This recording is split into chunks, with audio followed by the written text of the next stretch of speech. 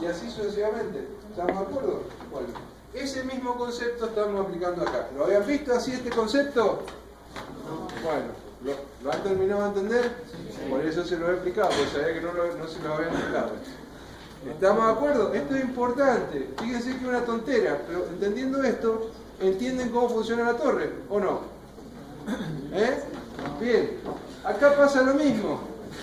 Acá estoy representando los infinitos puntos de equilibrio que puedo tener a lo largo de la torre. Y acá tengo las relaciones, los distintos balances de masa que puedo relacionar entre dos puntos distintos de la torre. Entonces, esto, ¿qué me va a ir dando? El número de platos o la altura que tiene que tener la torre para lograr la separación que yo quiero tener. ¿Estamos de acuerdo? ¿Sí? ¿Alguien no lo ha entendido? Es importante. ¿Te ha entendido? Bueno.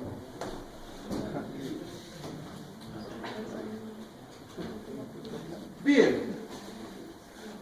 Ahí, bueno, hay una serie de... Si ustedes lo ven despacito, no es nada difícil. Hay una serie de... Es en la sección transversal de la columna RD, ¿no? Porque los gases y los líquidos van pasando secciones transversales. Si es redonda, le pegamos una cortada, esa tiene una cantidad de metros cuadrados. Pero ¿qué pasa? Como no es un chorro que sube y que baja, tenemos que considerar el área mojada. ¿Se acuerdan que teníamos todos estos bichitos que metíamos adentro, tipo Pokémon, que metíamos adentro de la torre? Bueno, que son para que justamente, ¿qué pasa? Se genere un contacto íntimo entre la corriente de líquido y de gases, ¿no es cierto? Bueno, quiere decir entonces que lo que tenemos que ver es cuál es el área real de contacto o el área de intercambio que hay entre el gas y el líquido. Entonces, A es la superficie mojada por la fase líquida por unidad de volumen del hecho.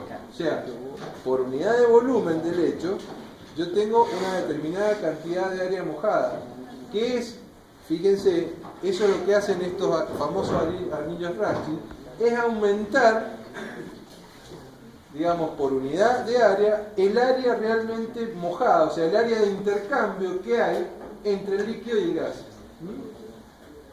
¿Y eso va a ser función de qué? De los animalitos estos que meten dentro de la torre.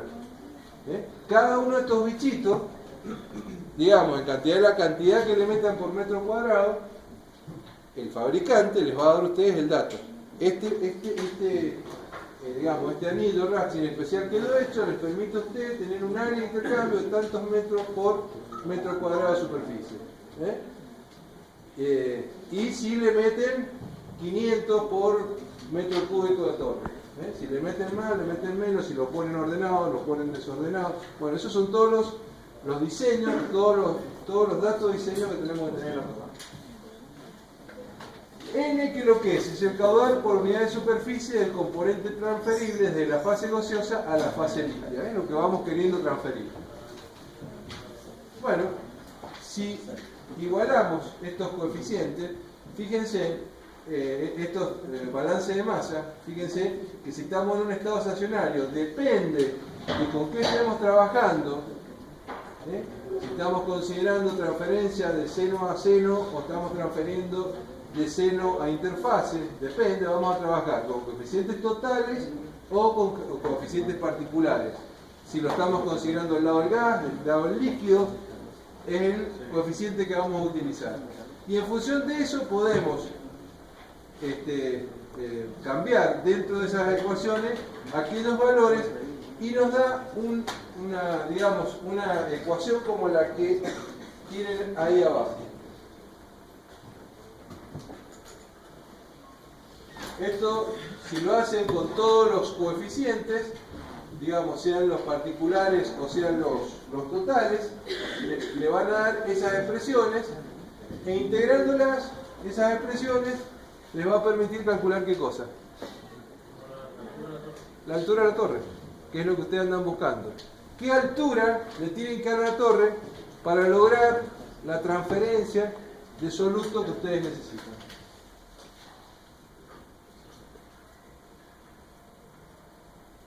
Bien,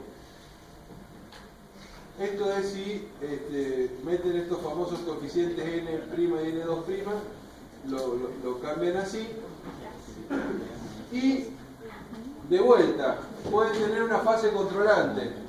La fase que no es controlante la pueden eliminar, porque la que les interesa es la fase controlante, la que les va a generar la resistencia, y con esa es la que tenemos que calcular. En el caso que la fase controlante sea la gaseosa, va a pasar una cosa como esta. Van a tener un delta P, pero no van a tener variación en la concentración, porque no genera resistencia la fase líquida.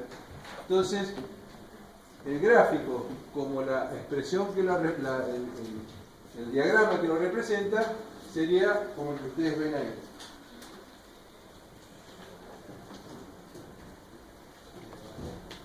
Si la fase líquida es la controlante, fíjense, la fase gaseosa no pone resistencia al llegar a la interfase. Por consiguiente, los gráficos serían como los que les estoy mostrando. No pasaría lo mismo, es cuestión de acomodar las ecuaciones. O sea, lo que llegan a la conclusión que prácticamente, en vez de trabajar con el K global líquido, trabajan con el K particular, porque aproximadamente es el mismo. Si tienen las dos resistencias, las dos fases, bueno, es como lo hemos estado viendo hasta ahora. La recta que ustedes pueden trazar entre la curva de equilibrio y la recta de operaciones, a ustedes lo que les está dando es la fuerza impulsora que tiene esa operación para generar el cambio. Bueno, por último, esto lo vamos a ver rápido. Si ustedes tienen una ecuación de diseño para mezclas diluidas, prácticamente las fracciones molares y las relaciones molares son iguales, porque es tan chiquita la cantidad de moles del soluto que en la cantidad total prácticamente no infieren absolutamente nada. Supónganse que tienen 1000 moles de los que no se transfieren contra 2 moles de los que se transfieren, que hayan 2 moles más o 2 moles menos, los 1000 no cambian mucho el valor. Por lo tanto, prácticamente podemos trabajar como si fueran fracciones molares y podemos considerar que prácticamente el flujo de vapor de gas y el flujo de líquido se mantiene constante a lo largo de toda la torre, porque prácticamente no hay variación. Si trabajan y lo ven, lo trabajan matemáticamente, entonces si lo ven es muy fácil, llegan a una expresión tal como esa, en donde generalmente ustedes tienen la expresión convertida en dos valores, HL y NL. ¿Qué es lo que es HL? Es la altura de la unidad de transferencia para la fase líquida. Y N es el número de unidades de transferencia referida a dicha fase. ¿Qué es lo que representa la altura de la unidad de transferencia? Sería el equivalente a un plato, en una torre de plata. Es la altura que ustedes necesitan para que se genere una unidad de transferencia determinada del gas al líquido de soluto. Entonces, si esa unidad de transferencia ustedes la repiten n veces o el número que ustedes consideren, van a lograr la separación deseada. Si por cada unidad de transferencia ustedes transfieren 2 moles y tienen que transferir 10, como estamos en un sistema estacionario, significa que 2 por 5 me van a dar los 10 moles a transferir. Por lo tanto, la unidad de transferencia, me permitiría generar 2, y el número de unidades de transferencia, ¿cuánto es? 5, que es lo que tienen puesto. Difícil, ¿no es cierto? Que es lo que tienen puesto acá. H sub N es la altura de la unidad de transferencia y N es el número de unidades de transferencia. Si ustedes se fijan, estoy dando clase, después te damos.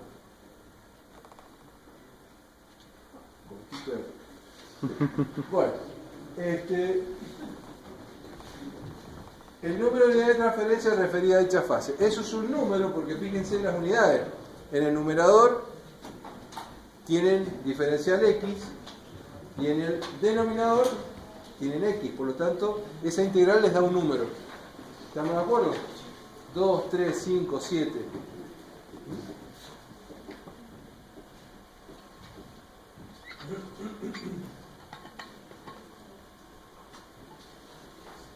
Bien, una cosa importante que tenemos que ver son las características del solvente, de este famoso solvente líquido que estamos usando.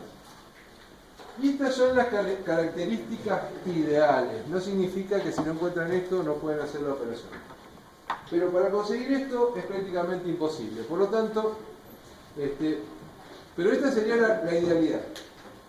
Tendría que tener alta solubilidad. Esto es lo que normalmente se busca. Esto sí hay que tenerlo porque si no tiene alta solubilidad estamos fritos. O sea, no va a tomar el soluto. Tiene que tener baja volatilidad. ¿Por qué? Y porque como lo tengo que calentar, si tiene mucha volatilidad me va a costar después separarlo del vapor, se me va a ir, digamos, en ese proceso voy a perder, y normalmente son caros. Pero la realidad es que generalmente son muy volátiles. Tiene que ser no corrosivo. ¿Por qué? Porque si lo paso por el equipo me va a atacar el material. Generalmente son corrosivos. Tiene que ser de bajo costo. O sea, la realidad esto es la idealidad de todo industrial, que todo sea de bajo costo. La verdad es que son muy caros. Tiene que haber disponibilidad. Si no estamos fritos, empezamos a trabajar y nos quedamos sin solvente, nos quedamos parados. Bueno, esto creo que hay bastante. Poca viscosidad. Esto también porque mientras más viscoso sea, yo lo tengo que manejar con una bomba, gasto más energía si es muy viscoso. Generalmente no son viscosos. No tóxicos. Por si por alguien cree que agua y se pegue un trago para que no se me muera. Generalmente son tóxicos. Así que hay que tener cuidado. Tiene que ser no inflamables. Generalmente son inflamables, porque todo esto viene normalmente del petróleo. Bajo punto de congelación, tampoco. Por eso que tenemos que tener sistema de calefacción, etcétera, etcétera, en lugares donde hace mucho frío. Pero en general, si ustedes consiguen un solvente con todas estas características, realmente no los largan más de la fábrica que les consiguen el solvente. Porque realmente han dado con idealidad. Generalmente esta es la idealidad de un solvente difícil de encontrar todas las características. Lo que sí, ustedes tienen que hacer foco en la primera, alta solubilidad. Si ya no tienen eso... ¿Qué es lo que más se usa, profe, en la industria? Depende. Hexano es uno que se utiliza. Depende de lo que usted esté haciendo, va a ser el producto que usa. Vuelvo a insistir, gasolina se usa en el petróleo para hacer procesos de absorción, pero hay infinidad de productos. Bien. Bueno, esto un poco lo hemos visto. Esto sería un balance de masa, digamos, en un cuadrito.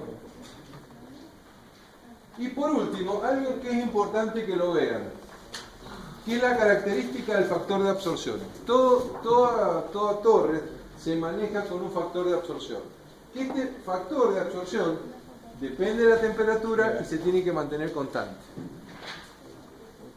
Pero a su vez, fíjense, depende de otras variables. Por ejemplo, nos convendría, fíjense que la densidad del solvente está arriba. Nos convendría que la densidad sea alta. El rho ese que está ahí arriba, eso es densidad.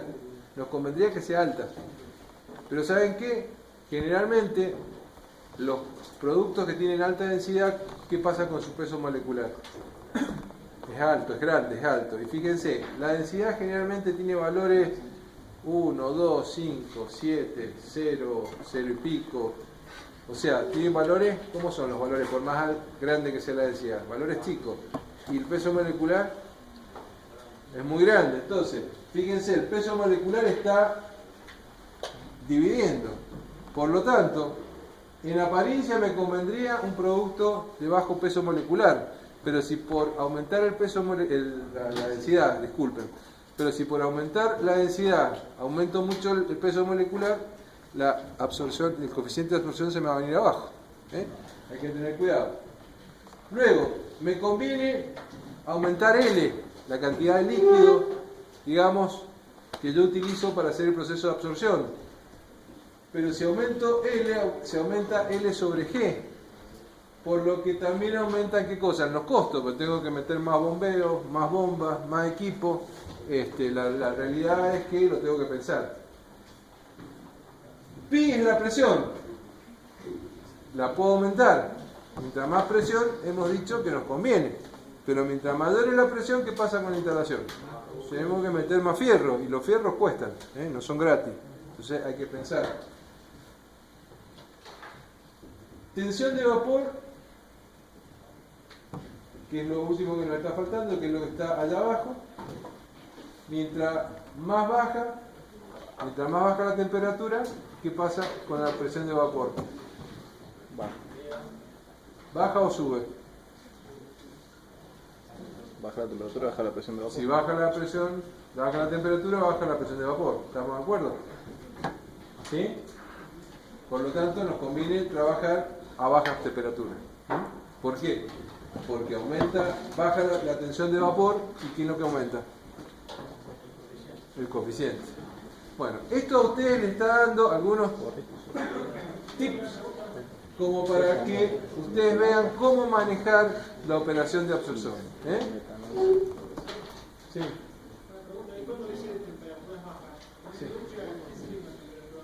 ¿Cómo?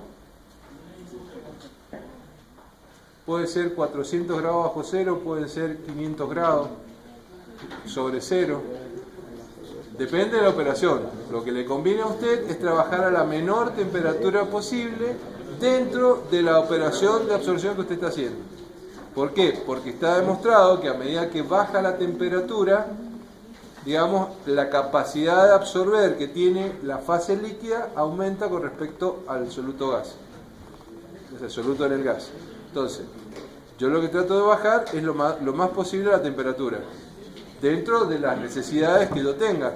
Si yo estoy trabajando con un líquido, como puede ser gasolina, y lo llevo a 10 grados bajo cero, ¿qué le va a pasar a la gasolina? Se va a congelar, no va a poder trabajar, aunque teóricamente el proceso de absorción se favorece.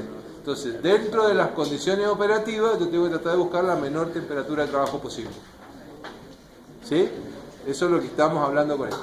Acá acuérdense que son pautas generales, criterios para aplicar en un trabajo, en una operación como la que estamos viendo.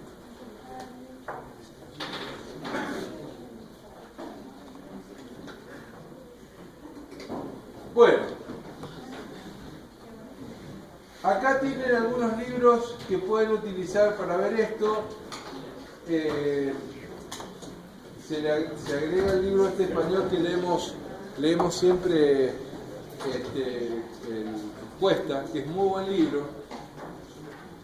Ahí van a ver todo lo que es la operación sobre torres rellenas, lo van a ver muy bien desarrollado.